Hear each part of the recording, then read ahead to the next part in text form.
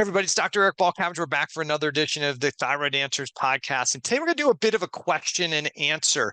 I've done these before with Dr. Kelly, but Dr. Kelly had to step out. And so I brought in Jessie Thomas. If you guys remember, I don't even remember the episode, but she's a health coach from I think Montana. I think that was right? And she did such a good job doing some of the Q&A stuff that I brought her back today to do more Q&A from what you guys have sent to me over the last week or so in questions. We're going to try and get through as many of these as we can in the next hour or so. And I will try to not make the explanations too long and difficult, but Jessie's going to rein me in if I get out of control.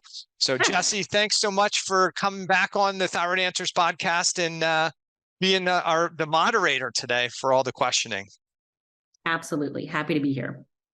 So I'd say just get right into it. Yeah, okay. Let's get into it. Okay. The first question is, can chronic hives be associated with thyroid problems or with a thyroid problem? The simple answer is yes. Mm-hmm. So one of the things that's interesting is that I think there's a misunderstanding that we typically associate hives with histamine, excessive histamine responses. And we think that histamine is released only by these cells called mast cells. And there's this discussion. It's funny because Jessie and I were just talking about this a little bit off camera. And but we think about that mast cells or immune cells, and that if they dump out too much histamine, we have this disorder called mast cell activation syndrome, and that's a bad issue. Maybe it's a genetic issue, but I don't really see it being that's the real cause. We have to consider that any cells in stress or danger release signaling molecules, and guess what? All cells that have a stress response are going to release histamine. So it isn't just the mast cells that release excessive histamine. But if we have high histamine levels, then we need to be asking the question, what might be the cause? And could a cause be that, hey, I have this hypothyroid condition? It could be, because what the scientific literature shows is that when you have low tissue levels of thyroid hormone, mast cells can come in to that area and degranulate. And originally it was thought to be a bad thing, but now the literature is kind of starting to say, well, maybe this is a good thing because there's thyroid hormone in those vacuoles that with the histamine that's being released. So as the mast cells degranulate, they release their inflammatory type defensive chemicals like histamine, but they're also potentially releasing stored thyroid hormone. So it could be the result of the immune system really just trying to help out these tissues that have low levels of thyroid hormone, which is interesting. That is interesting. Yeah. So there could be a couple other components here though too. And one of those is if you have a hypothyroid condition and you have problems with, let's say, your gut function and gut physiology secondary to the hypothyroidism, you may have issues with low levels of diamine oxidase. And therefore, when you eat foods that have higher levels of histamine or histidine, you may have more histamine getting into the system. Mm-hmm. The third piece is if you have problems with hypothyroidism, you might have reduced detoxification pathways, and one of those being methylation. And methylation is a huge factor in breaking down histamine that's in the system. So we need to be able to drive this methylation reaction. So from a hypothyroid standpoint, yes, it could be. But what about a hyperthyroid standpoint? Well, what the scientific literature shows is that in a hyperthyroid state, you'll also get excessive release of mast cell granules. So mast cells will degranulate in a hyperthyroid condition, which is one of the reasons why I think in a lot of people who are mismanaged with their thyroid hormone and they're getting too much thyroid hormone replacement, they'll have anxiousness, anxiety, irritability, insomnia, brain fog. And that is likely many times often due to an excessive histamine response in the brain. So I think that answers it. Jessie, what's your take?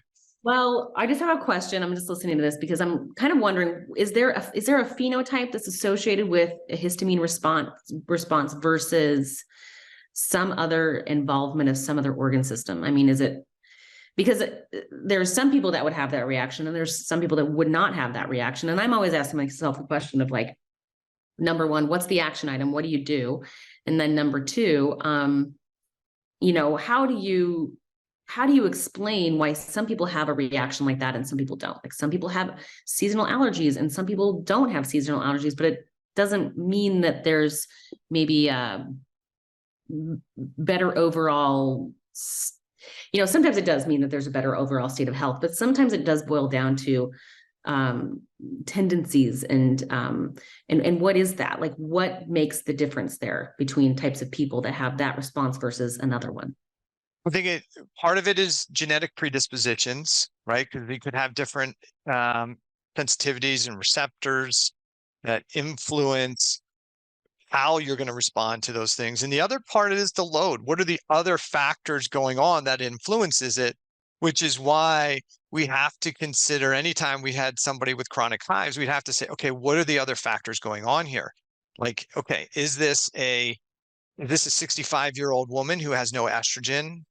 Yep. Right? Yep. That might be different than if it's a 25-year-old female who is in the peak of her estrogen load, and that could exacerbate issues. And what did the hives seem to be related to? Does it seem to be related when you eat something in particular? Does it seem to be influenced by the time of your cycle? Right? So everything needs context, and that is problems when we get sometimes questions like this is we don't have context, right? So we just get questions and we're wondering. So the simple answer we would say is yes, but the bigger issue, the bigger response or the better response would be, I need more context to understand, is that related to a thyroid problem in that person, in the specific person, or is it related to something else?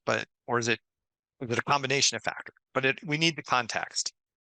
And just add one more thing here, like that you brought up the estrogen piece, right? Okay, so but this is more food for thought for people to think about later, because I think that's really where the good stuff happens, is when people can take information and they can then integrate it into how that sits or doesn't sit with them personally. But that estrogen influences gut bacteria over the course of a cycle, over the course of a lifetime. So as women are approaching menopause or in perimenopause, estrogen or lower circulating levels of estrogen are going to influence a different gut microbiome environment. And the same thing is true for women who are younger. Like we were just talking about with my daughter, who's, estrogen is coming online, and there's different, behaviors and different symptoms associated with that. I think that's the takeaway, is that people have to understand that, yes, more context on your end is way more important, is important to kind of really address the question. But then really, like, the big picture is, I have never met a single person who doesn't benefit across the board from upregulating the environment inside of their gut and helping support the detoxification pathways with their liver and their skin and their colon and all of the detox pathways that we have. So that being said, I don't know if you want to talk about more of that, but I think that it's important for people to understand that, like, yeah, you can look at one thing here, that you can look at histamine, or you can look at the hives and say, this is this, but then why is this happening? And again, we go back to, you have a better understanding of it than I do, but I think that the whole conversation around the gut microbiome is really evolving quickly. And I think it's something that people can latch onto, but it's very nuanced and it's very specific to the individual. So yeah, I would add to that any changes in the gut physiology in the gut flora could influence the amount of histamine that's in the system, right? Without a doubt. And I'll add one more piece to that, and that is the conversation around bacteria and probiotics, because what happens sometimes is somebody says, well, I'm going to take antihistamine. I'm going to take some probiotics on a consistent basis because they influence my histamine level and I feel better, which is, I get it. It's a good approach. The problem with taking, and there's probably going to be people in our space that argue with this point, But I think probiotics, like anything else, are a tool. They're not the tool. And I don't think somebody should be taking an antibiotic consistently, nor do I think they should be taking if you have a chronic need to take a encapsulated probiotic, you still have a problem you did not address. You're managing a condition. If you are taking the same probiotic day in, day out, you are likely going to create dysbiosis, which is probably the reason you started taking the probiotic to begin with. So everything is more of a tool than a lifestyle when it comes to supplementation. There's a very few things that I think are really good to take long-term and consistently. But I think everybody considers probiotics, all probiotics are good. There's no negative to them. And I don't think that's the case. If you are a person who wants to take certain types of bacteria that can influence histamine levels and maybe lower your levels of reactivity, that's a Band-Aid approach. It's not truly a functional medicine approach, but I understand why you would do it. I use that as a tool as well. But if you have to take that probiotic, histamine reducing probiotic on a consistent daily, monthly basis, you still haven't addressed the real root issue. Absolutely.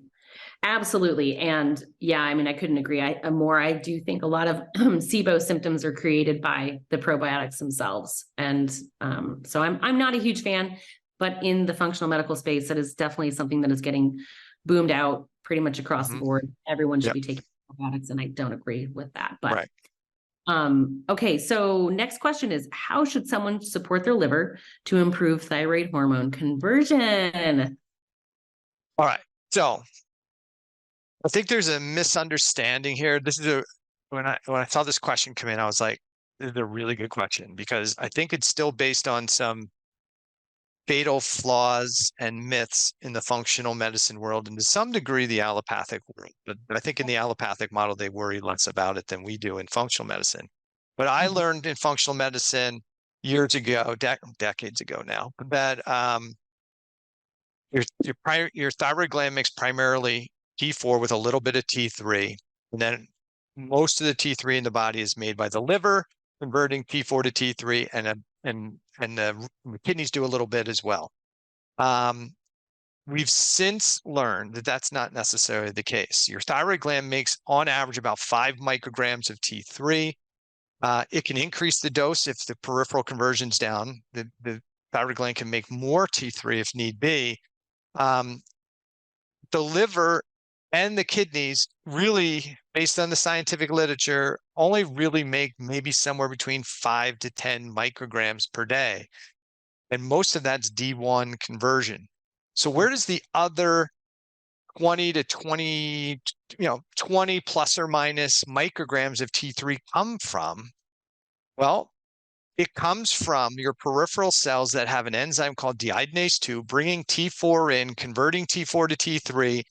That T3 binds to the receptors, hangs out there for a while, and then comes back out of the cell and then becomes the circulating pool of T3. So if you have reduced levels of total T3 or free T3, it's probably less likely it's the liver that's the problem or the renal system that's the problem. It's more likely that you have other tissues that are resulting in reduced deiodinase 2 conversion of T4 to T3.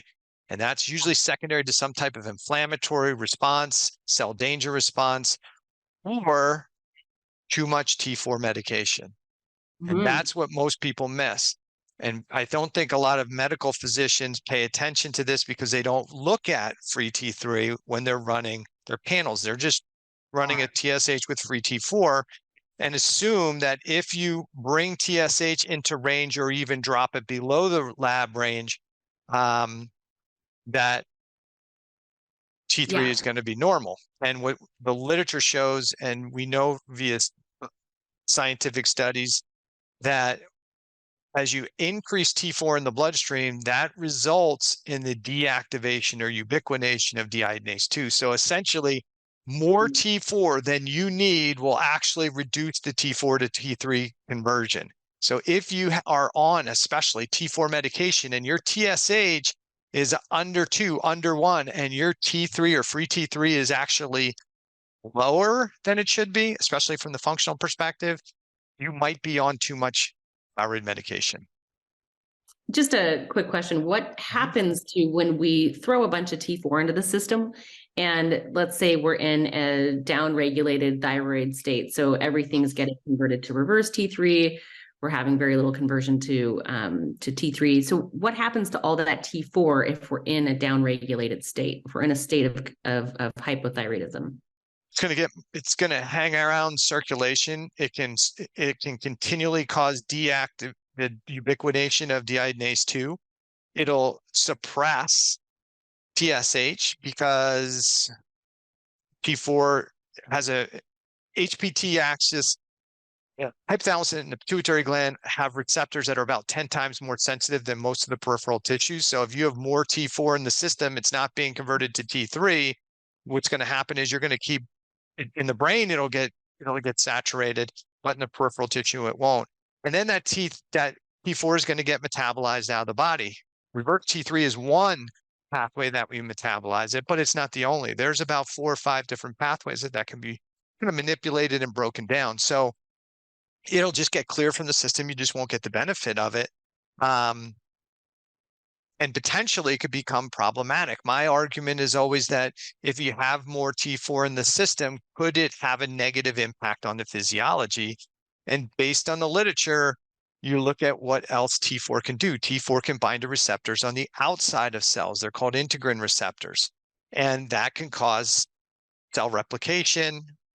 Sick cells replicating, not a great idea, because sometimes we call that cancer. So when I talk to people from an allopathic side of it, they said, well, that only happens in cancer cells. Well, how do we get a cancer cell? We have a sick cell that doesn't get killed off. You make and degrade sick cells every day, cancer cells every day. But if you have more T4 that can bind to the receptors that would then allow that sick cell to replicate, isn't that what we call cancer? And if you look at the 2019 paper that talked about, is there potential risks? I think there's a couple papers out there. I thought these papers would never get done, but they talk about hypothyroidism as a protective response against abnormal cell growth in cancer. And they did studies where they said, okay, here we've got people that got diagnosed with hypothyroidism, got put on thyroid medication. And here we've got a group of people that were never diagnosed with hypothyroidism, never put on medication. What's the increased risk of cancer in the patients on thyroid replacement therapy? And it's significantly higher on a whole bunch of different cancers. So that's why I don't think we should be on more medication than we should. Wow. It's like taking that framework of, instead of looking at numbers, looking at what is the thyroid's function, and it's your body's adaptive system that says, hey, we got a check engine light on here somewhere. What's going on? So the takeaway here is that T4 gets converted to T3 or reverse T3 at the site of the cell versus the other, which is revolutionary. A lot of different arenas in the medical setting and in the functional setting. So, okay. Let's get to the next one. Let's see. What are the best ways to support methylation, bile flow, and digestion? Yeah, so this is one of those questions that all depends on context, right? So what's the best way to support methylation? Healthy whole food diet, plenty of rest and sleep, good respiration, reduced emotional stress, and high level of emotional fitness, social activity, getting outside. Like if you want to improve methylation, bile flow, and digestion, you work on the things we talk about in the book, which are improve your level of fitness and all the fitness factors. That's how you do it. That's the easy answer. Beyond that, it's individual person dependent. So if somebody's done all those things and they're like, what else can I do? I don't know. If you're saying, how do I improve my methylation? Well, do you have a tissue hypothyroidism? Do you have a liver issue? Do you have a folate deficiency? Do you have a B12 deficiency? Do you have a chronic gut infection? Do you have excessive methyl donors coming into your system? Do you have reduced mitochondrial function. So your adenosine is building up and you can't utilize the methyl donors you're making. Like it depends. So I would say for the person who asked that question, the best way to improve all of those things without any in-depth look is look at every aspect of your life that we talk about in part 3 of the book and work to improve those. Simple answer. Yeah, that's one thing I was thinking about the last question, is just pointing out the fact that if you have not read the book, it really would benefit you, because then you get the basic scaffolding of how to step off and think about this. Okay. Yeah. And I mean, all of those things, this question, the third question, is all really about lifestyle changes. And you can't do those, you can't make those needles move any other way. So, okay. So number 4 is, what are your thoughts on keto for women with insulin resistance and hypothyroidism? 30 pounds to lose, question mark. All right. So there's a lot to this one, right? So here's the problem. If you want to be ketogenic, that means that you're really hoping you're going to utilize fats as a primary fuel source, right?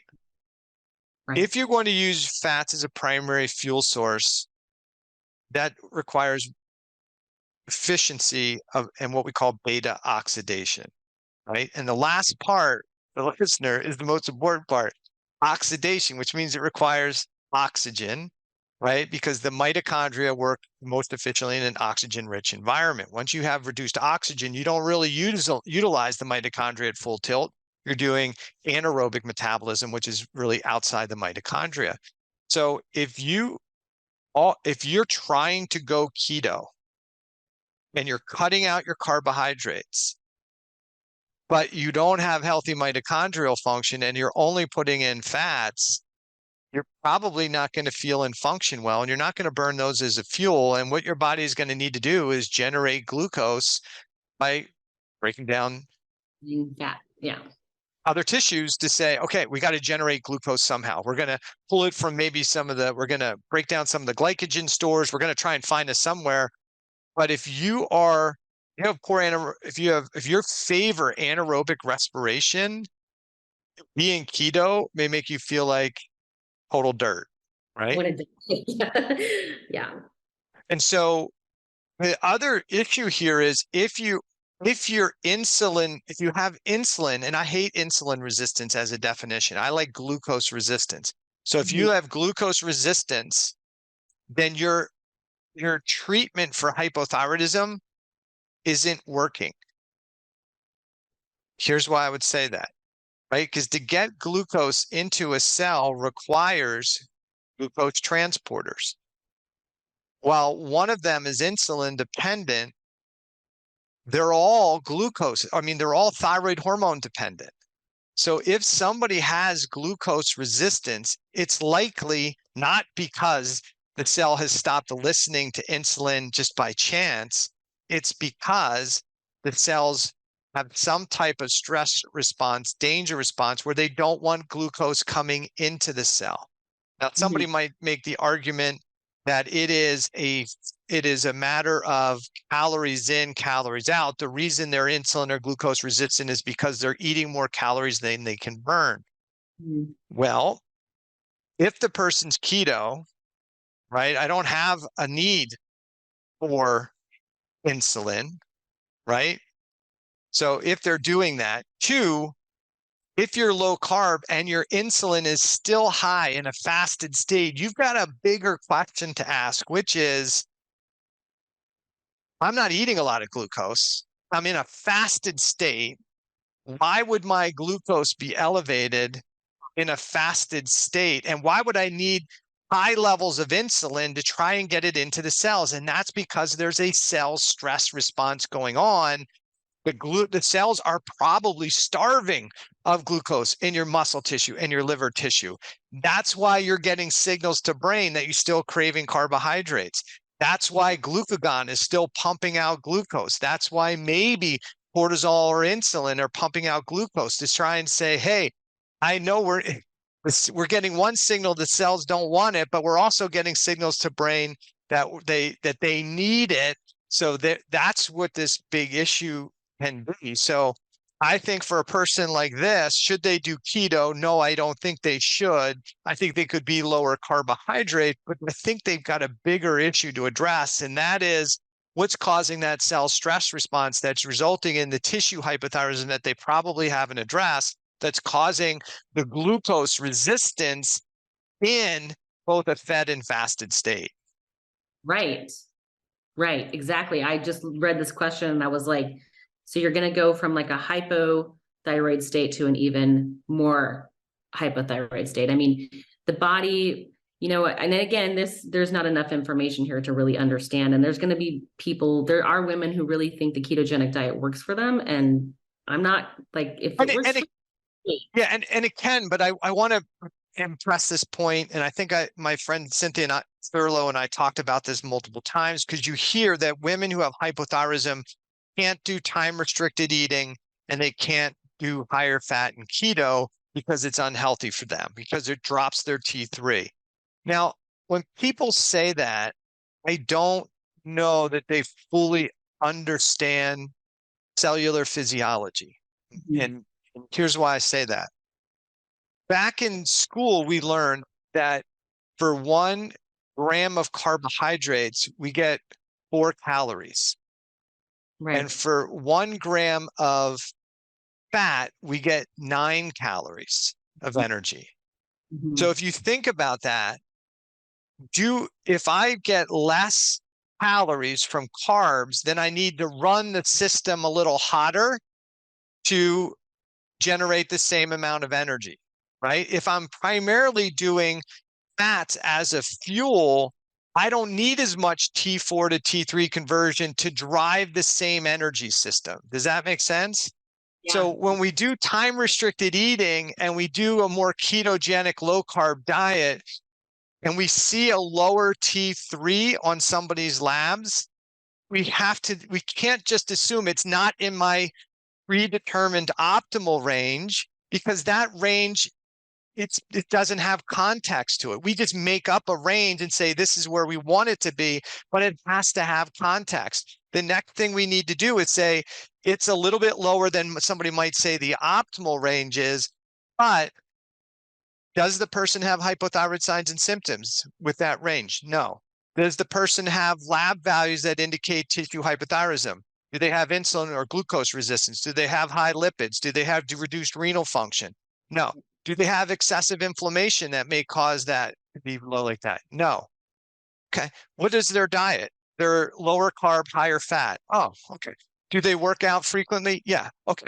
And when was the last time they worked out before they had this blood draw? Well, it was yesterday. Okay. And then the other question we might ask is, okay, and are they fasting as well? Yes. Okay. How long have they been fasted before they did this? Those are all questions we have to ask. So the value could look outside the optimal range, what we might say in functional medicine, and you might say it's abnormal because it's out of there. But I've said this over and over, lab values can't be read. They must be interpreted. And so you could have an abnormal value and it's totally appropriate given the context. And so if you're a person who does keto and you do time restricted eating and you feel and function good, but your T3 or free T3 is below what somebody might consider an optimal range, it's probably fine. Right. Yep. It's how's that work for you? Okay. Right. Righty. May your thyroid dose need to change during pregnancy? Good. But it all depends. But I can guarantee you this, all of your thyroid labs are going to change through pregnancy. So again, this goes back to interpretation, right? What trimester am I in? What medications am I on? What that's going to influence what the labs show. And so somebody who's not aware of that, there's going to be a fluctuation in values, may say, oh, it's out of the range, therefore you need more, when they should be looking at it and going, oh, wait a second. This is not maybe in my predetermined optimal range, but given where they are in the pregnancy, it's totally appropriate. Okay. Yeah. And I'll give an example. this has happened a couple times this month already, where I've had newly pregnant people who got their blood work done and their TSH is like 0.0004 or something like that. So between their medication and the HCG that's being released due to pregnancy, that's suppressing their TSH and it's driving up their T4 levels. Right. So they are going, what? Well, actually, I looked at it and went, what the heck is going on? Because they weren't supposed to be pregnant. But they were pregnant. And so they're like, oh my gosh, what do I need to do? I'm like, all we need to do is take a pause, realize that if you are pregnant, this is probably what's going to happen. Let's reassess the labs in a couple weeks and see how things start to settle out. But just there's going to be, and the rest of the blood panel is also going to be, you're going to see blood values all over the place. So when, again, context matters. What you take a look at the thyroid panel, you look at the stage of pregnancy, you look at signs and symptoms, you look at the other labs, and then you can make a decision or determination. Does that dose need to be modified or changed? What's your thought? I'm giggling because I'm thinking so many different things. And I mean, I did hear one time that being pregnant just automatically puts you in a state of a little bit of, I don't want to say insulin resistant, but you're a little bit diabetic. I mean, your glucose metabolism changes, but I kind of like, I'm going to just self-proclaim myself as the simpleton here and like the lay person. When you are pregnant, think about what your body is doing. You're building, you're growing. And there's a lot happening. And so, if you're somebody that came into pregnancy with a lot of nutrient deficiencies, B6 being one of them, primary ones that most Americans are deficient in, you're going to have a difficult time eating a lot of variety of foods, a lot of the things that would be supportive of growing. And so, a lot of women come into pregnancy and the only thing that they can stomach is like corn dogs and mac and cheese, and they feel like crap and they don't know what to do about it. So, what are some strategies? Like, what is just a really small bucket of like strategies that you're like, how do I help support a person that is growing another human being? And again, it depends on where are they at in their pregnancy, but. Yeah, I don't think this changes from anything Kelly and I talked about in part 3 of the book, which is you live a healthy lifestyle, right? That becomes, once you're already pregnant, there's not a lot of, I don't like to do a lot of supplemental intervention during the pregnancy. So I think most of what we want to work on with that person is likely lifestyle factors, because none of those are potentially problematic for a developing child. And actually, all of them are probably beneficial for a developing child, but improve sleep, improve rest, improve physical fitness and exercise, improve emotional well-being. Like, it doesn't sound super attractive, but if you eat healthy food and you do some physical activity every day and you protect your sleep cycles and you work on your breathing and your respiration and you work on your mindset and you work on socialization with other people, healthy socialization, all of those things are going to be super beneficial to a developing child. Yeah, absolutely. And I mean, another thing I wanted to say before we move on here is that your child's organ systems are preparing themselves for the foods that you're eating. So like mom's the like original gangster sort of growing environment for the child, and whatever they're experiencing in utero is what they're going to expect and gravitate towards outside. So kind of an important one to me, particularly as a mom. So, all right. So, oh my gosh, you're going to have to help me with this. What could Ammonaps? Ammonaps, sodium phenylbutyrate, together with LT3 be a possible treatment for patients with D2 polymorphisms? I have no idea. Could it? Yeah. Listen, there's a discussion that the iodinase 2 polymorphisms are maybe more common than we consider.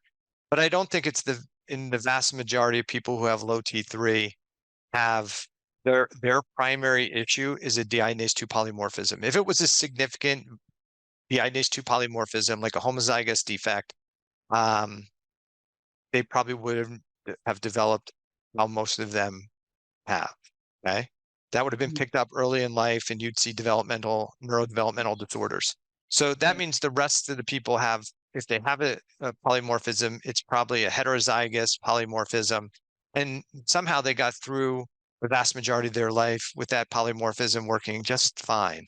And so I think the biggest influence on what is affecting the idenase 2 is not polymorphism. I think it's the epigenetic influences that are saying, hey, we've got a cell stress, cell danger response going on.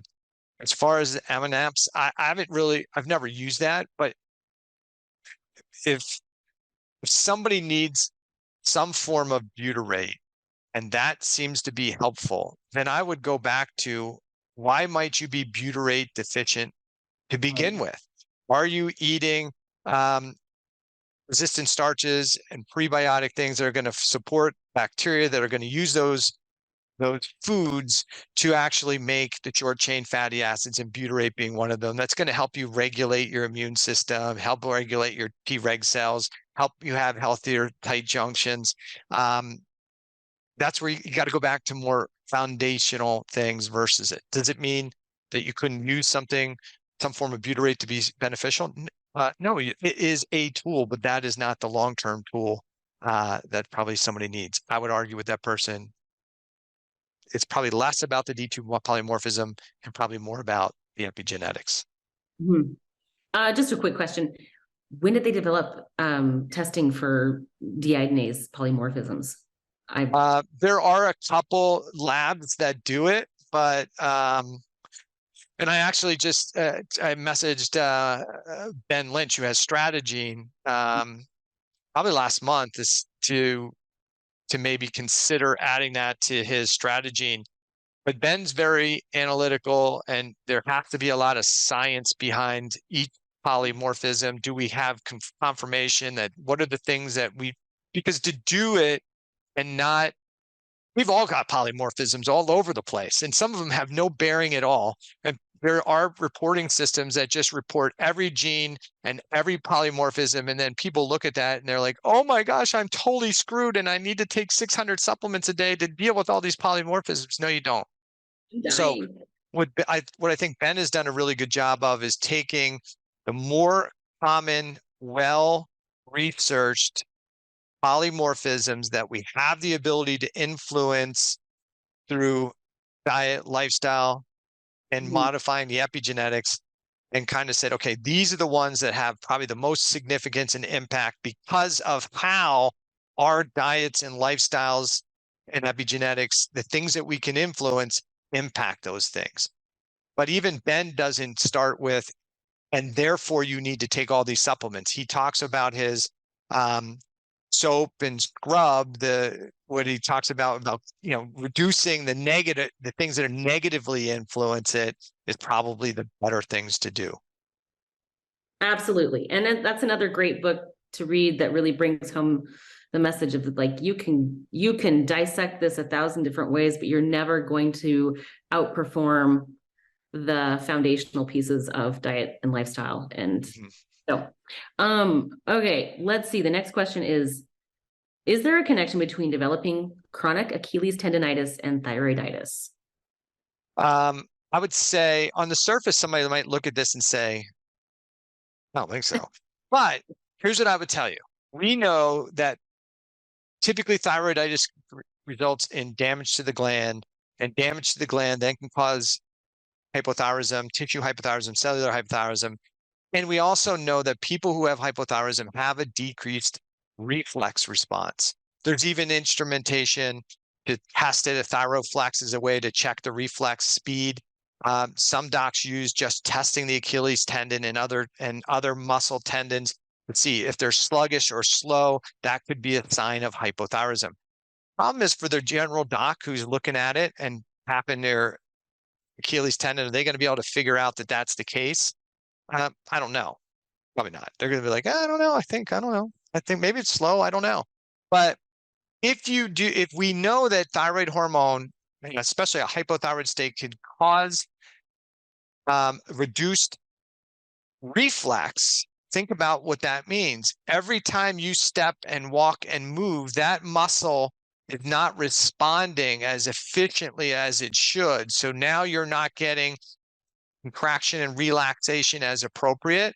And could that put more strain, therefore, on the tendon that causes it to become inflamed and irritated? And the answer would be yes. So if you are the person who says, well, I have this chronic tendonitis, I've tried physical therapy, I've tried this, I've tried that, what would I suggest? I would suggest you run a comprehensive thyroid panel along with a comprehensive metabolic panel and have it evaluated by somebody who understands thyroid physiology to say, you have indications of tissue hypothyroidism, even though you have a healthy gland, and that may be contributing to what's going on. Now we've got to figure out why that's occurring. Yeah.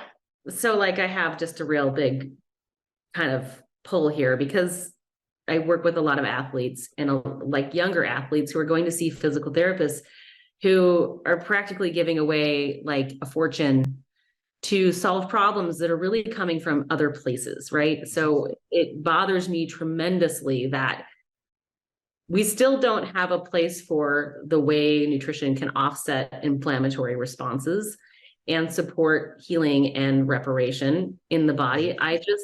Systemically. So this is kind of a sore subject for me a little bit in like some settings because I feel absolutely like, hello, like I think that physical therapists, I mean, everybody's got their lane and it's all useful.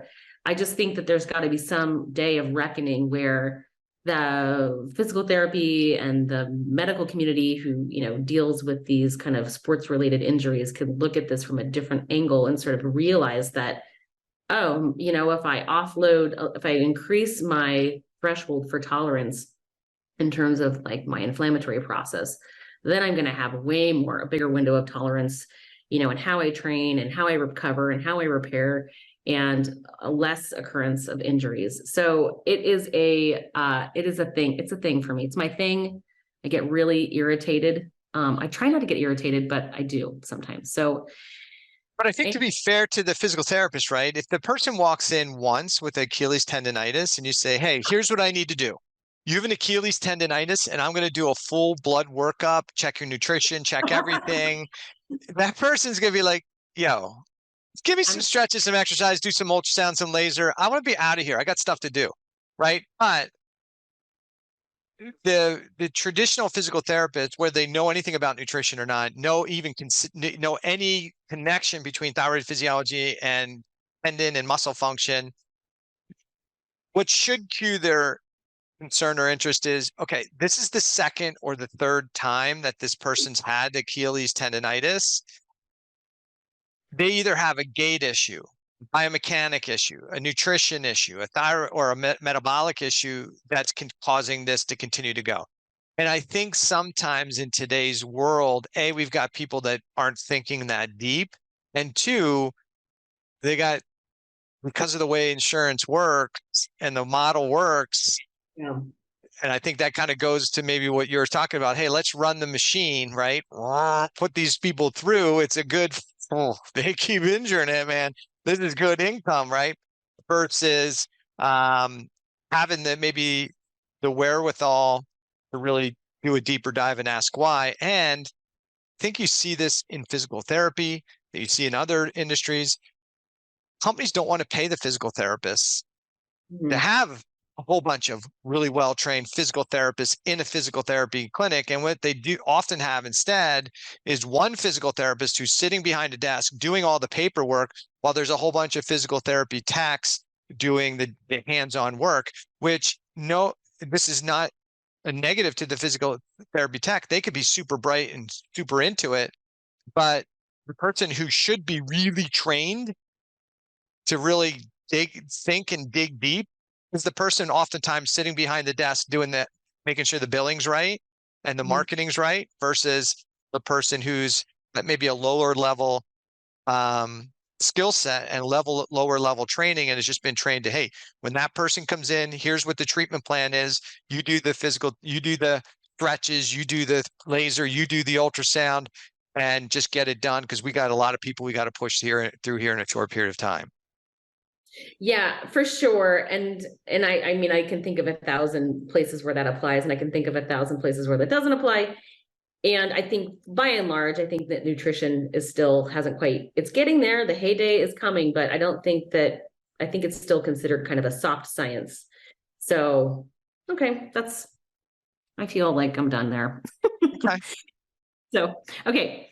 How do you know if your detox pathways are open? Are there specific labs, question mark, symptoms, question mark? Hate the question, yeah, honestly.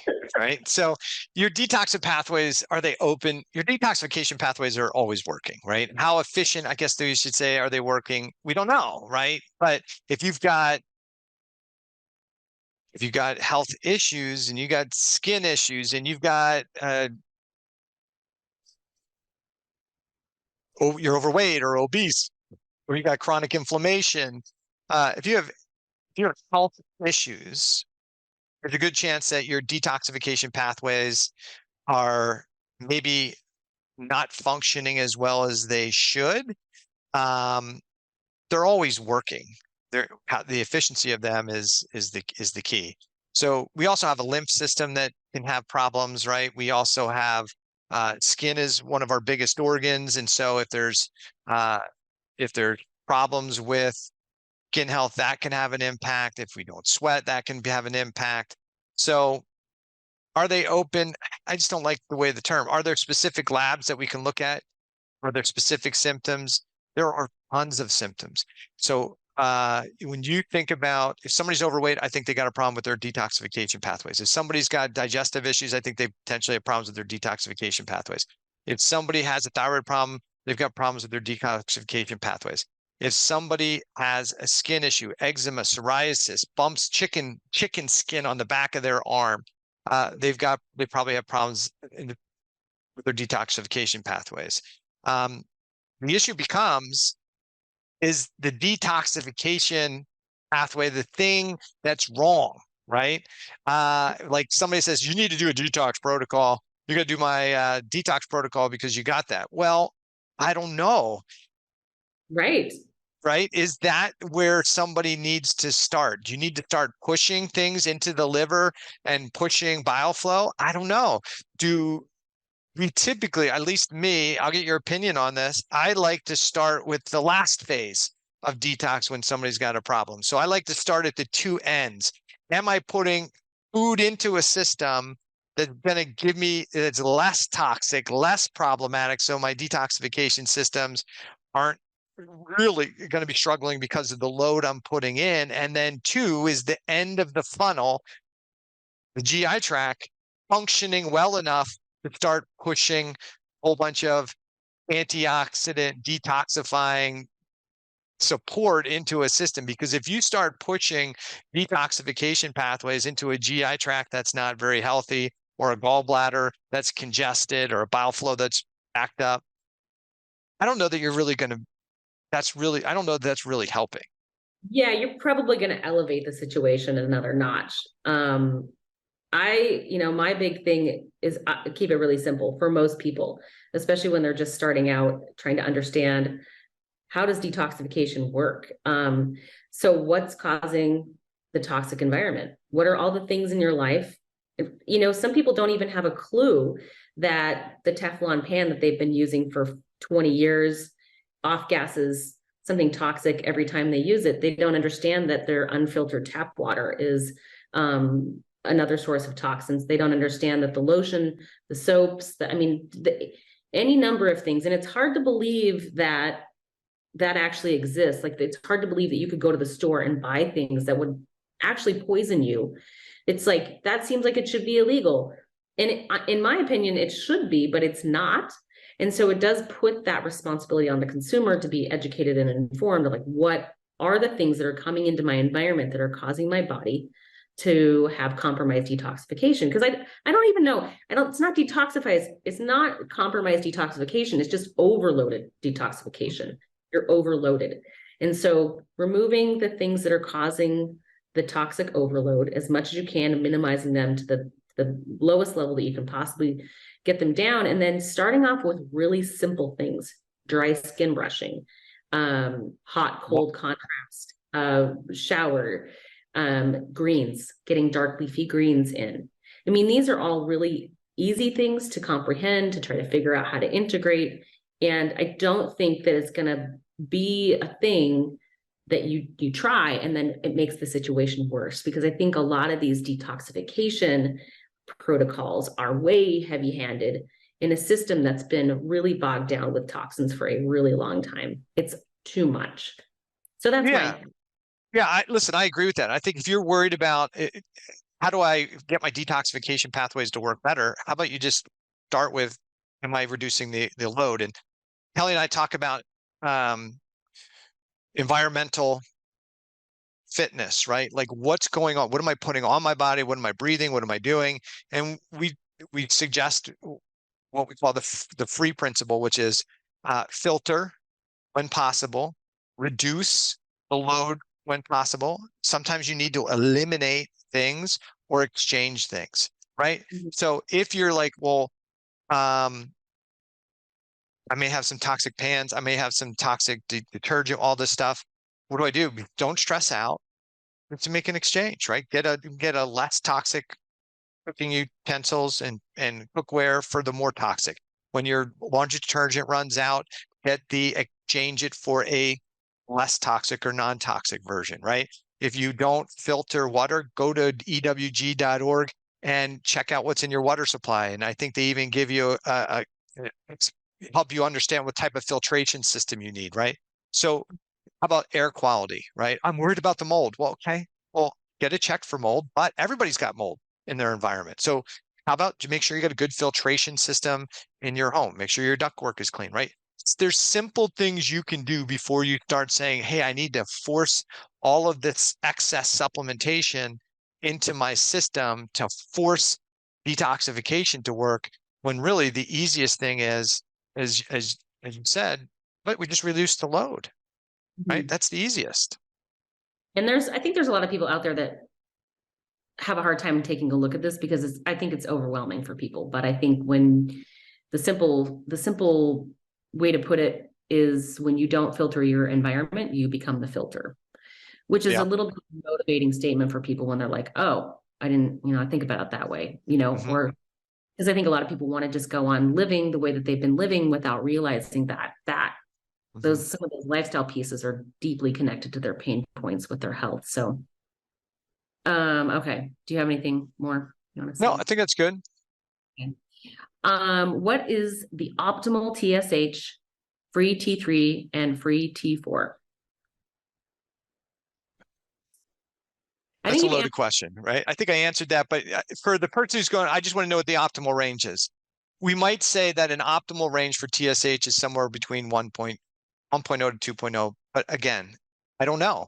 If you're a 66-year-old male or female, I think your TSH should be above 2, maybe in the 3s, depending on what's going on with your physiology. I don't think you should probably have a lower TSH, because as you get older, you have more oxidative stressors going on in the system. You're going to need more support to drive more T3 conversion. You need to drive more thyroid hormone physiology support. So I use optimal ranges, but I think what happens sometimes is somebody says that's the optimal range, therefore we have to do whatever we can to force it into that range. I think it's important when you look at lab ranges, they have to be interpreted. And we talked about that before.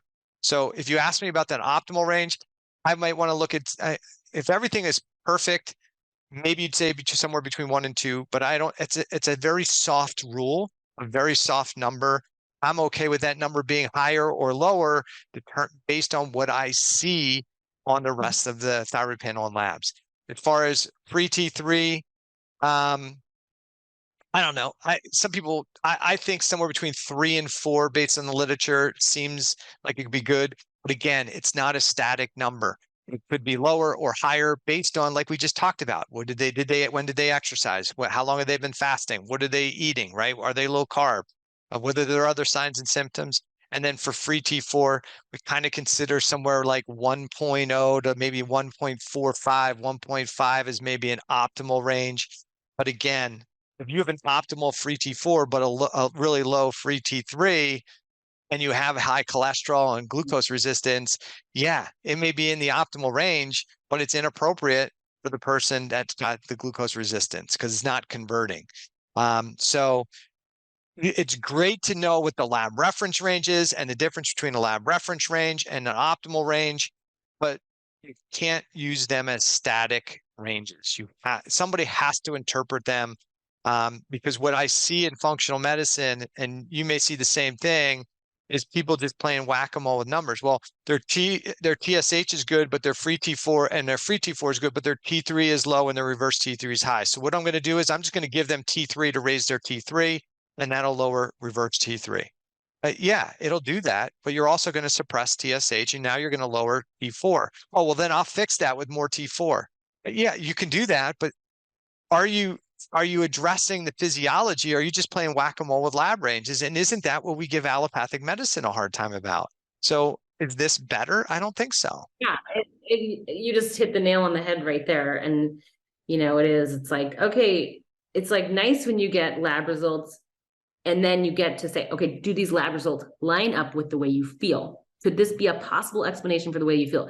Because if your labs are out of range, but you feel great and everything else is like, okay, well, then it's like, well, are you here because like you're feeling competitive and you just want to like have like perfect labs, or like you here because, you're really dealing with symptoms that this could be, these labs could be an explanation for. And so, yeah, it is really funny because I feel like this winter I had a whole bunch of cholesterol, like hysteria, like, oh my gosh, my LDL is extremely high and all this stuff. And then there wasn't really much more to the labs than that. I have high cholesterol. I'm like, wow, can you go back? Well, what's high? But that's the problem. We've changed the narrative around cholesterol, that it should be under 200 and LDL should be under 100. And that is the biggest crock. I mean, we've artificially lowered cholesterol in this country with medication, and we don't have fewer people dying of cardiovascular disease. We actually have just as many dying of cardiovascular disease, but with low cholesterol. So we've got this false narrative that lower is better.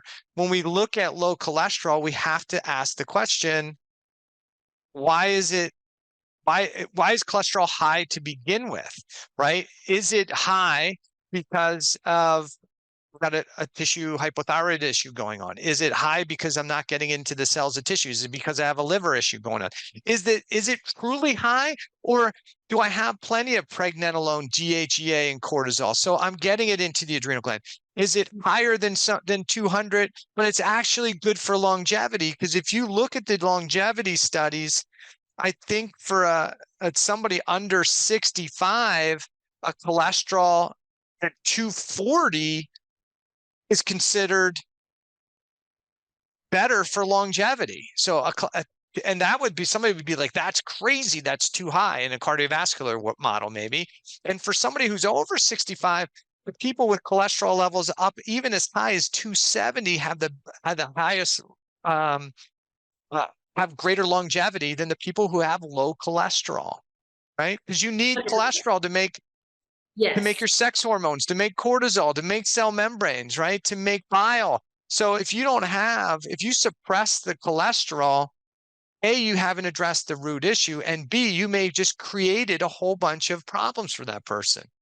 100%. And that's just such a huge part of my health story, is that I, had so many symptoms associated with low cholesterol, really low cholesterol, like rock bottom. We're talking like 100. And like, the doctors were always like, that's great. There was no end to the bottom of that situation, but I felt horrible. And like for women, you're not going to make any sex hormones if you have no cholesterol. And every cell in your body is wrapped in a lipid. You need that. So anyways, and a lot of people in the functional space really steering people away from saturated fat, from animal protein. Like I was just at the store the other day, the health food store, and I'm looking at the 8 different options of soup that they had, and every single one of them had a seed oil in it. I was like, that's ridiculous.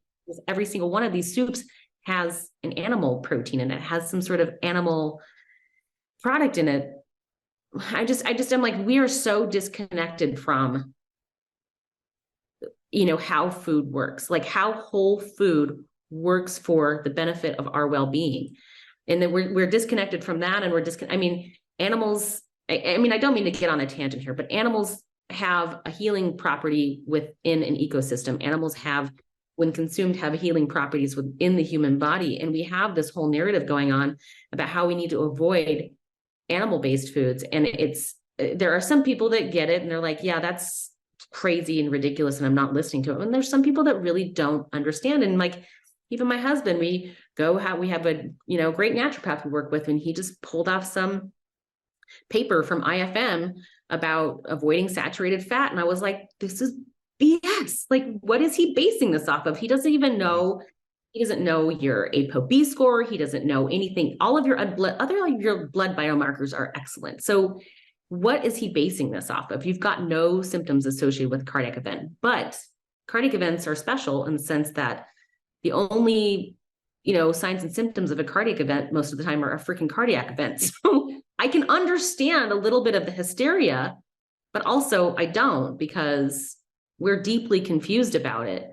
And a lot of times when people are having elevated LDLs that are associated with some form of dishealth in the body, it's not due to a particular fat source. It's more of a digestive piece. That's my. Well, I think it comes down to fat. We bastardize fats. LDL is bad. HDL is good. All that stuff is nonsense. If you've got higher fats, but you have low inflammation and low oxidative stress going on, you're probably going to be fine, right? Yeah. But if you have low cholesterol and low LDL, but you have a lot of oxidative stress going on, guess what? You're still going to have a lot of problems. So around nutrition, we've thrown out so much. This is like politics. We've thrown out so many different stories. We're not really sure what to do. And I think even in the functional medicine community, we're doing a huge disservice circling the wagons and arguing amongst ourselves about which whole food diet is better. Only plants are good. You can't eat animal. Okay. Then you have the other camp that says only animals are good. You can only eat animals, and all plants are toxic. And then you have the vegetarians arguing with the vegans arguing with the paleos arguing with the carnivore. Like, enough already. We're missing the point. We should have circled the wagons and shot out, which is to say, hey, listen, what you eat, focus on 80% of the time, focus on healthy whole food. That's part one. Part two, if you do that, you'll reduce the processed food overload instead of being somebody telling you can't eat processed foods, right? If you eat healthy whole food 80% of the time, and you do that consistently, you're going to have an ease of time with some of those processed foods where you're going to be like, oh, I can get that by. It doesn't make me feel great when I eat it, but man, does it taste good? And it's probably not that big of an issue. But we spend too much time arguing about in our community, which whole healthy food is the problem. And so people get frustrated and they go and they buy processed food because it's easier and I don't even know what I'm supposed to be doing there. It has a label on it that tells me, that speaks to my emotions. And it said, hey, this is ketogenic. So therefore I'm keto because it's my identity. And like, this is a product I can eat. I don't have to think my way through going to the places in the stores where there's just the food, and I don't have to think about it. I can look at the package. The package tells me what I want to know, and then I put it in my cart and I can keep going. And it's a whole marketing ploy because you say, it says keto, so that means it's good for me. But when you flip that over and you look at it, you're like, what the heck is that stuff, right? Right? They're like, what kind of Frankenfood is it? Oh, wait a minute. Let me flip it back over. It says keto. It must be good, right? And there's so much keto food that's terrible. So much gluten-free food that's terrible, right? So just for the listener, stick with whole healthy food the vast majority of time, and then work out from there. It just got picked from the environment and made it to the place where you're buying the thing. Yep. Okay. Have you seen anyone with Hashimoto's actually lose weight? All the time. That's an easy one. Have I seen it happen in my world? Yes. Have I seen people who have Hashimoto's who are doing conventional medicine never lose weight? Yeah, because they're not addressing the cause. They're just taking replacement therapy. Yeah. Yep. If you still have tissue hypothyroidism, if you get diagnosed with hypothyroidism, Hashimoto's thyroiditis, and you take thyroid hormone replacement therapy and your signs and symptoms improve and you lose your weight, that's awesome. That means you had a glandular thyroid condition and the downstream physiology was not in a cell stress response, it was in homeostasis. And there's people that happens to. They're just not the people that walk in my door. The people that come to me are the people that are doing T4, T3, T4, T3 combination, high dose T3, and they're not losing weight. And the reason they're not losing weight is because they don't have appropriate homeostatic metabolism. They're still operating from excessive cell stress and allostasis, and you're not burning fats efficiently in that model. You don't have high levels of mitochondrial function in that mode. You have downregulation of your mitochondria. So it's going to be near impossible to lose weight if you don't work through the principles of functional medicine to identify what's creating your excessive cell stress and deal with it. Absolutely. I don't have anything to say. You said it. Perfect. You said it all. Okay. Okay. Thyroid or adrenal, which needs to be treated first? So I know this is a battle that goes back and forth, and there are some people in the camp that you have to treat adrenals first, and other people say you got to treat thyroid hormone first. And my answer would be it's likely neither one of those. So what do you need to do first? You have to look at what's creating the excessive cell stress in somebody and say, okay, what's creating this environment? So, and when I look at it, I don't prescribe medication. So most times when people come to see me, they're over medicated. So one of the first things I want to do is help them understand, hey, you're on an inappropriate dose of thyroid medication. Let's get that back to something that's more normal. How do I determine that? That's a whole 2 podcasts, right? Yeah. So we can't go into that. But if somebody has a cellular hypothyroid state, for sure, their adrenal physiology is going to be adaptively changed. And so what do I do for somebody from an adrenal standpoint? Okay, well, don't you have to fix their adrenals first? Well, I'm looking at their diet, their lifestyle, their sleep, all those other things to say, hey, we've got to manage the stressors on the system. So I don't think it's this issue of which one do you have to fix first. If you're a person who's using prescriptions or your tool to fix, if you believe that fixing, let me say it this way. If somebody's got overt glandular hypothyroidism, they don't have enough thyroid hormone from the gland, they don't have enough in the system, they need some thyroid hormone medication. Because if you don't have thyroid hormone, you can't run your adrenal glands, you can't make cortisol effectively, okay? But if they have a gland that's working and they have enough T4 in the system, or they don't have a gland that's working, but they have sufficient T4 in the system, then I want to make sure it's not too much, it's an appropriate amount. And then the next step of that process is what's going on that's creating this excessive cell stress. And by doing those things, then we start to get more T4 to T3 conversion at the adrenal gland. We'll get more cholesterol pulled into the adrenal gland. We will then have better mitochondrial function so they can take the cholesterol, convert it into pregnenolone in the mitochondria, which can then be made into DHEA and cortisol and all those things. And that's how you do it. Could you use herbs to kind of act as a buffer like ashwagandha so that the buffer is better?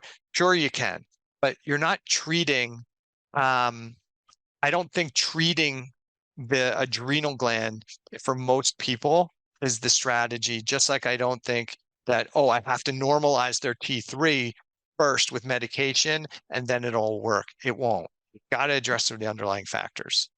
Absolutely. And again, I think the question's pointing to the fact that I've got problems with my adrenals and my thyroid. And I really think that's inaccurate. There's no problem with those. They're just responding to something else.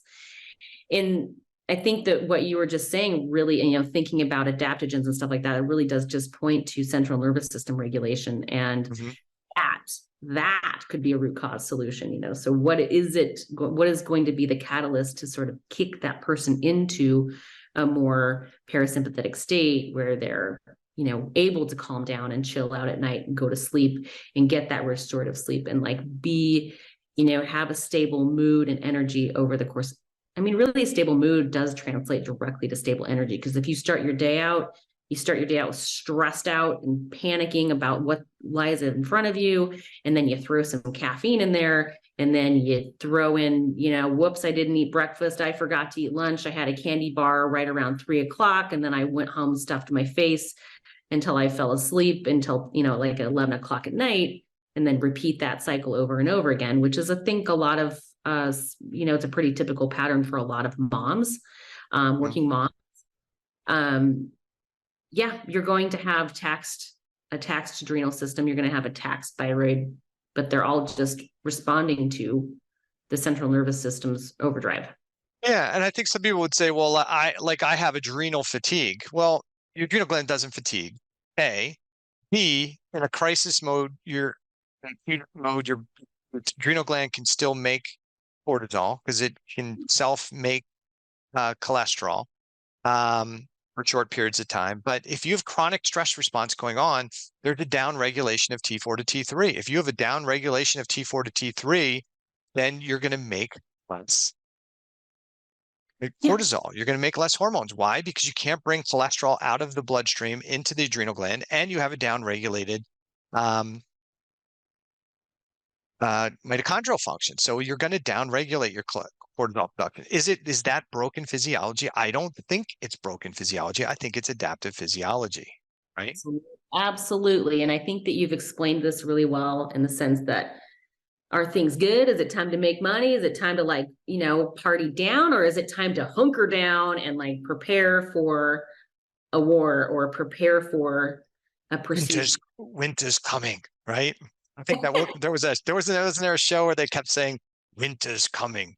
I think it was I don't know, but I live here in Montana, and I will tell you, we had one of the longest winters ever. And there is absolutely 100% a real stress response, because we have ancestors that lived through many winters where if you stepped outside for too long, you're going to die. So it's not made up. It's not you just, it's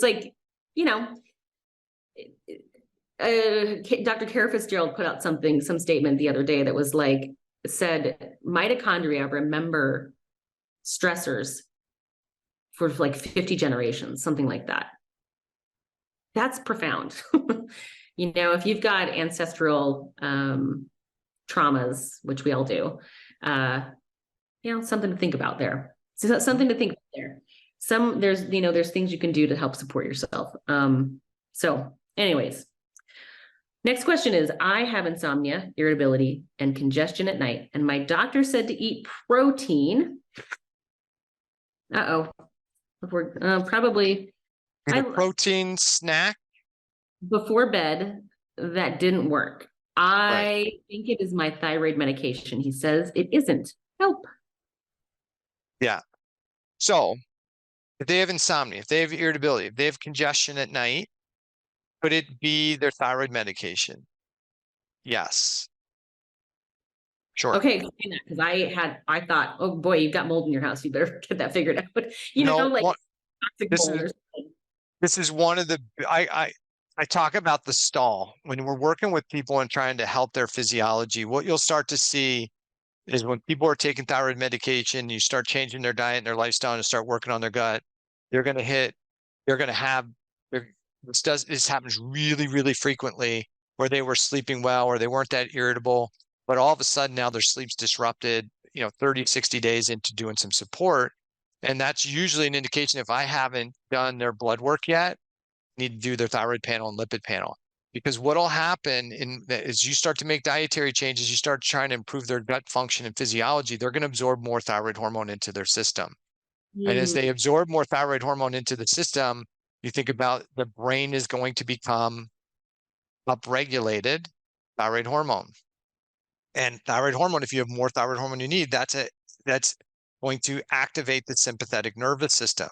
So if you have upregulation of the sympathetic nervous system, that can trigger insomnia. Now, when we think about blood sugar regulation, that's why the person probably said the protein-based snack at night, because maybe they were thinking they don't regulate their blood sugar well.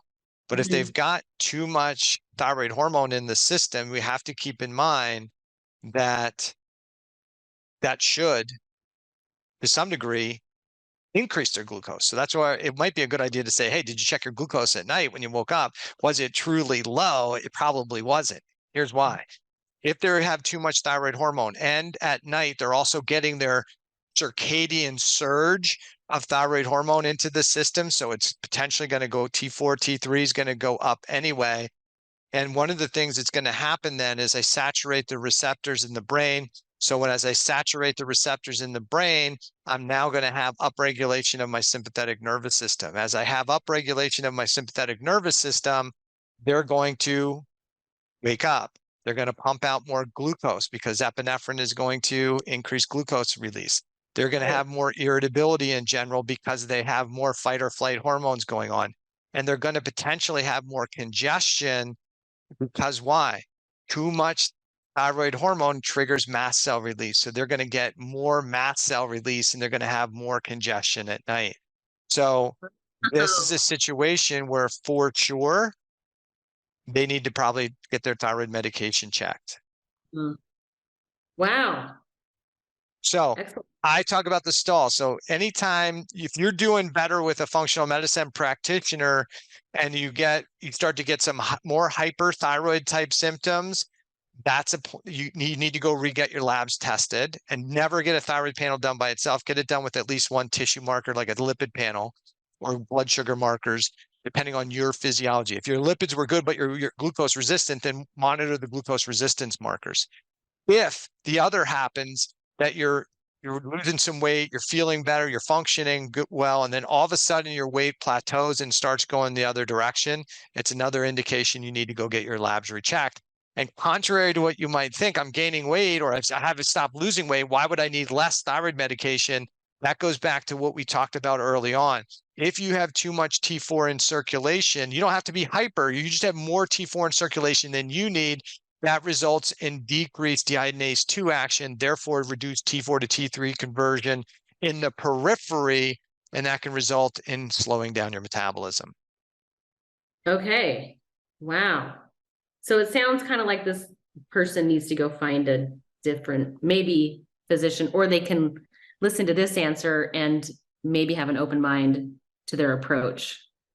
I think I think this is a person who's probably working with a functional practitioner already, but that functional practitioner isn't maybe thinking along the lines that, oh, I'm going to probably need to reduce the dose. And those symptoms that they're having are potentially from too much thyroid hormone. Right. Yeah. Right. Yeah. Okay, cool. What do we got left? We got 2 more left, and they're kind of long ones. So I was told I have adrenal fatigue, but the same doctor told me my waking at night is caused by high cortisol and I need to get my blood sugar under control. How can I have adrenal fatigue, which is low cortisol, and yet high cortisol at night that is waking me up? All right. So this is an interesting one. And I would guess, here's how I would take a look at this just from a rough standpoint. Could you have low cortisol production? Let's say I have adrenal fatigue. If you have adrenal fatigue, your doctor probably saw, my guess, or you have tiredness, fatigue, right? You have lethargy, maybe you have some blood sugar related issues. So that's where they're getting the adrenal fatigue. But the doctor told me my waking at night is caused by high cortisol and I need to get my blood sugar under control. Well, we don't know that it's high cortisol. It could be high epinephrine because, hey, I've got, if the person has adrenal fatigue, they probably have some inflammatory mechanisms going on. They probably have reduced they have cellular hypothyroidism going on. So they probably have narrow passageways. So when they lay down at night, they get tissue swelling and inflammation due to the inflammation. And therefore, they are losing their nasal breathing And so they're opening their mouth to breathe. When they open their mouth to breathe, that's creating hypoxia at the cell level. So they're blowing off too much carbon dioxide, and that means their red blood cells aren't going to give up oxygen to the tissues, because what drives the red blood cell to give up oxygen is carbon dioxide. If they add to that the fact that they may have some gut issues going on, for which their body is also stealing carbon dioxide out of the bloodstream to buffer the acidity in the GI tract, they have probably low carbon dioxide. So what's happening at night? They're probably hypoxic.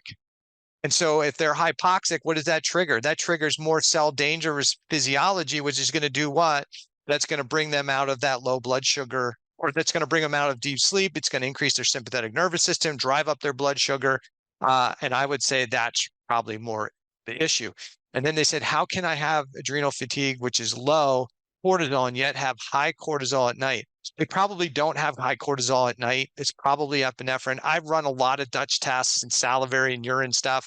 And a lot of people think they have high cortisol at night. That's what they've been told. And they typically don't. The cortisol levels are within range, but what they have is respiratory issues. You'll see that and this is a thing to look for if you get your Dutch test done, they often don't even have elevated epinephrine and norepinephrine metabolites, HVA and VMA. They often have low metabolites, which is an even better clue, because if they have the low metabolites, they're probably not metabolizing them out of the system. So they're staying in circulation. That's causing more of that anxiousness, anxiety. It's causing that kind of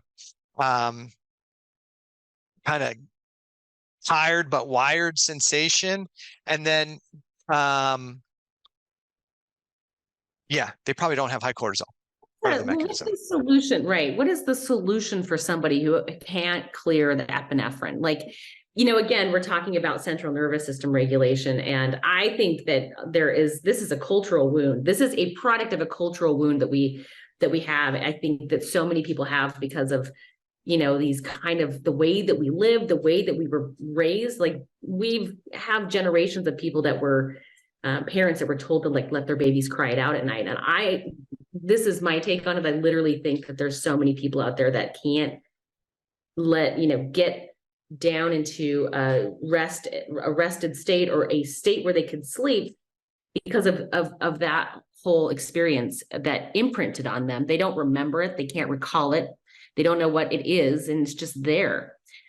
I think that is something huge that we see, especially in America, because of how we live. It's like, okay, you're born, now you're separate, and you go over here and you go to sleep and you cry it out until you sleep. But that's really traumatizing. It really imprints deeply on a person, and they wouldn't be able to recall it. And I'm kind of going down the river of tangent, which is kind of my strong suit, and I'm sorry to bring it back in, but I think that's where a lot of this upregulated state of stress comes from at night for people. So what do you do? Like, what are smart things to do to help somebody kick their central nervous system down into parasympathetic mode? I think this is like almost everything else we talk about in improving your fitness level, right? If you want to have like a bigger bicep, right, you've got to work on that muscle, right? If you want to have improved respiration and breathing, you got to work on that. If you want to not have a state of high emotional stress going on, whether it's conscious or subconscious, you have to work on it. So we can all tell our story, right? Everybody's got a story, right? So I saw somebody, everybody's got a story and nobody cares. Well, we do care, right? But you can make your story the reason you thrive, or you can make the story the reason you don't, right? And so there's going to be things that you're wholly unconsciously aware of how it impacts your physiology. And you have probably limited control on those things. And there are specialists, people who specialize in helping identify those things. But I think for most people, it's not that it's not that hard to start to calm the sympathetic nervous system if you work at it. But how do you work at it? Hey, I got to protect my sleep time. Exercise, I think, is critically important. I got to eat good food. I got to have good respiration, right? I've got to have good social engagement. If you think woe is me, I've got all this stuff going on, I'll tell you what you do. I call it the 30-30-30 rule. 30% of the time, you hang out with people that have less than you, that don't have what you do. And you will quickly realize that you, as bad as you think life is, it can be worse. And the time you spent working with that person will build your belief in yourself and how good you are and how much better life really is than you might give it credit for. You should spend about 30% of the time with your own peers, because these are the people who are in the same place as you. And if you spend too much time with everybody below you, I think that could be problems. And if you don't, and if you spend too much time with people above you, it can be super depressing because you don't have everything they do, which is, I think, one of the problems that people have with social media. They look at all the wonderful things all these other people do that they really don't have, right? And so Absolutely. they're in envy all the time. But I do think you can spend 30% of the time working with people who have what you want, so that you can spend some time with that person going, how did they get here? Because I'm not going to get there with the same habits and behaviors that the person who's below me has. And I'm not going to get there with the people who are at where I'm at. So I need to be around people who are going to teach me something different than those two groups of people.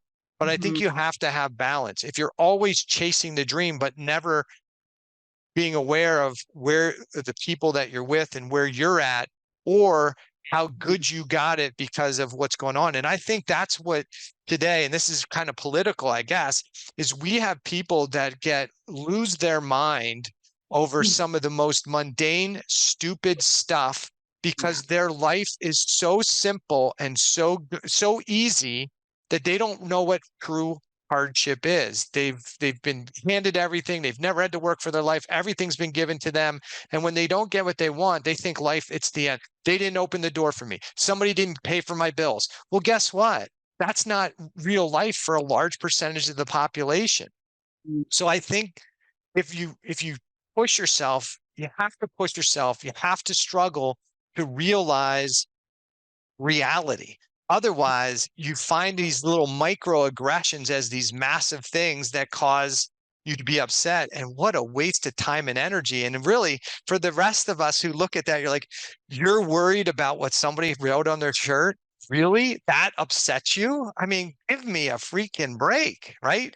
Turn your head away, right? Who cares?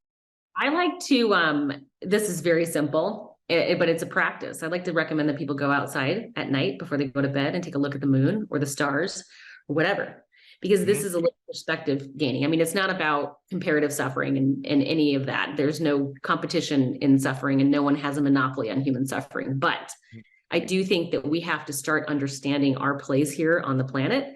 Mhm. And that can be achieved just by physically looking and getting a visual of something that puts you into perspective of actually how small you are in relationship to this giant world that we live in. And Mhm. not to say that you don't have a place and all that stuff, but it is just about gaining a little perspective, and that perspective lends itself to like letting go of some of these things that plague us with our story, right? Because everybody's got one. We all have it. You've got to unpack it. You've got to know what it is, and you've got to unpack it, and you've got to let it go. And part of letting it go is just realizing that you are a tiny person amongst many who, who And are life's too living. short to be miserable, right? So, I mean, like, we're here for a blip in the way life is going. Even if you did the most awesome thing for this country, somebody's going to rewrite it later and say that, no, you were a bad person. So just go live your life. Stop worrying about everything. There's so much stuff. And if you pick up the thyroid debacle, we talk about emotional fitness and a whole bunch of things you can do there to improve, to reduce your sympathetic load and dominance. So pick that up, check it out. We got one left and just One enough last. time to get it done. Let's get it. Let's knock it out. Okay, I am so tired in the afternoon that I can barely keep my eyes open. My functional doctor said it was an adrenal problem. My medical doctor ran a cortisol test, blood, and it was normal. My functional doctor ran a Dutch test, and my cortisol levels were normal. I tried adrenal support anyways, and it didn't help. Caffeine is the only thing that helps, but I can't be drinking coffee all day. Any ideas? This is Yeah, really this tough, is what you just said. this is what? This just really touches on what you just said about Yeah. an estrogen. So this is what I would be thinking, if I saw this, and I see this all the time. And there's more questions I would want to ask, but if the person is chronically fatigued, my thought process is this is probably a person, if caffeine is the only thing that helps, is that they've got elevated adenosine in their system. So Mm. adenosine, for the listener, you eat food energy and you convert food energy into cellular energy. We call adenosine triphosphate. So adenosine's the base, then you have 3 phosphate groups are attached to it. And so if you start the day with a lot of ATP, if you had a good night's sleep, you start the day with lots of ATP. Let's make up a number, 100 ATP. This is not, so if anybody's fact checking me, this is totally not accurate. I'm just making this so it's simple. So when you start the day with 100 ATP and no naked adenosine, you've got plenty of cellular energy to do all the things you want to do. But as you go through the day, you're pulling those phosphate groups off, and now you're creating some naked adenosine. And the adenosine is then what binds to receptors that tell our brain we need to stay asleep so that we can rebuild those through the night. Okay. Now, if you don't sleep well for whatever reason, then you're probably not going to get the restorative sleep to rebuild the adenosine. So you're going to wake up the next morning, let's say, with 70 ATP and 30 adenosine. And so that means you're going to be I'm a little bit more tired. I'm a little bit more fatigued. And by 2 or 3 o'clock in the afternoon, you may start to get sleepy and you'd say, I'm going to have a cup of caffeine, a cup of coffee. And the caffeine blocks the adenosine from binding to the receptor. So now you're not tired. And you're like, wow, that worked. But now that night, when you go to sleep, the caffeine's half-life is 12 hours. So you still have caffeine in circulation, and that caffeine is going to block some of that adenosine from binding to the receptors, which is then going to prevent you from getting a good quality night's sleep. So then what happens is you wake up tomorrow morning with 60 ATP and 40 adenosine, and now you're a little bit more groggy. So you're going to have a cup of coffee, and you're going to get the fog out of there. And then you're going to, about 2 or 3 o'clock in the afternoon, as that caffeine starting to go away, now all that adenosine, because you only started the day with 60 ATP, you've used a bunch of that energy. So now maybe you went from 40 adenosine to 60 adenosine. So now you've got the adenosine of somebody maybe at 9 o'clock at night. So now you can't get your head off the table. You feel like you're just going to crash. What do? You have to drink another cup of coffee. So you take the cup of coffee, that blocks the receptors, and then you go to sleep at night. Again, it becomes the vicious cycle. And some people will say, well, caffeine, it's not a caffeine issue because I can drink a cup of coffee before I go to bed. It doesn't keep me awake. Correct. Because the hormone that tells your brain to go to bed or to get up is melatonin. The adenosine is the molecule that keeps you asleep. So yes, you won't probably have a hard time falling asleep, but you will have a hard time probably staying asleep and getting deep quality sleep through the night. So my little tip or trick in that situation many times is to work on the lifestyle factors, get the caffeine out of the way. And one of the things to do is really to pull that out and work with the lifestyle factors. And then as we improve their cellular health and their well-being, guess what happens? That fatigue goes away. So that's one of the things that can be really beneficial for those people to not have that fatigue during the day. And one of the things I use a lot for people is I love creatine as a tool. And that's because it's the phosphate donor to help rebuild the adenosine into ATP. So a lot of times if I have somebody who's got that chronic fatigue in the afternoon, I'll say, hey, let's get some creatine in the system. And they're like, all my fatigue's gone. Right. Because because your mitochondria is not super functional, you're not making a lot of ATP as efficiently. You don't have the donors. And then if we go back and we talk about methylation, think about this. If you have reduced cellular health, if you have tissue hypothyroidism, if you've got reduced mitochondrial function, you're not making cellular energy efficiently, and the mitochondria is going to poor mitochondrial function is going to result in more circulating adenosine. But methylation is probably going to be compromised as well. 40% of methylation goes to making creatine. So 40% of methylation goes to make creatine. So if you've got any type of methylation issues, guess what? You're not making much creatine. If you're not making much creatine, you can't make much ATP, as much ATP.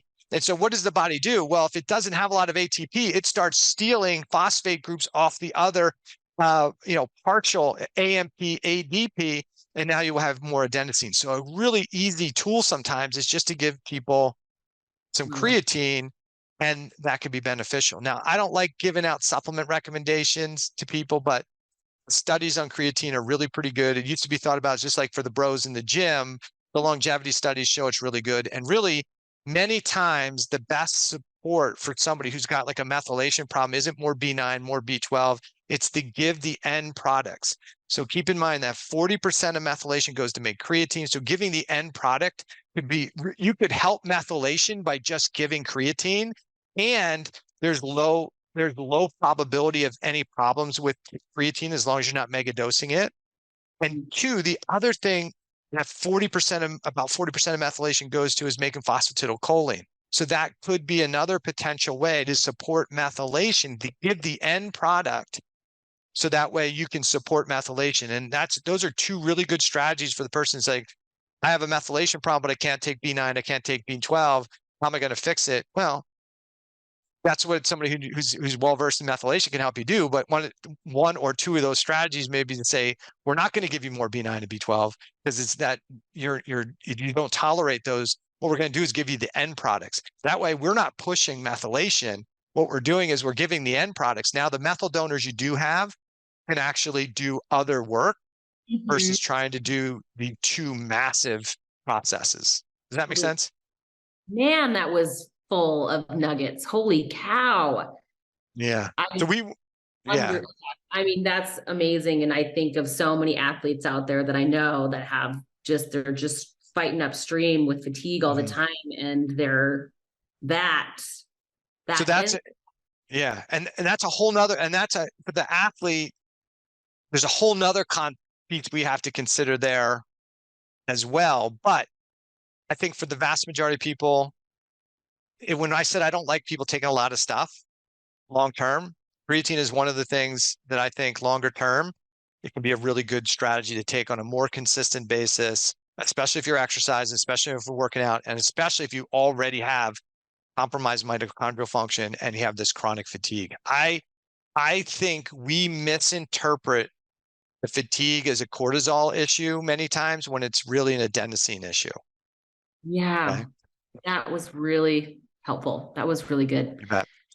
Okay. So, Jessie, I appreciate you coming on and pinch hitting there. It was a great conversation.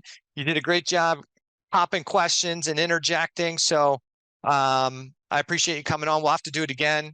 Next time I get a list of them, we'll have to get them. If you have another list like you did last time and you said, hey, I think I should be on your podcast because I think I've got a lot of questions that need answered, by all means, you can reach out and let me know. But tell everybody, give everybody a little short intro, if they haven't heard you before, who you are, what you do, and how they can get a hold of you if they want to talk to you about health and well-being. Sure. Okay. Well, thanks for having me on. It was really fun. And my name is Jessie Thomas. I live in Missoula, Montana.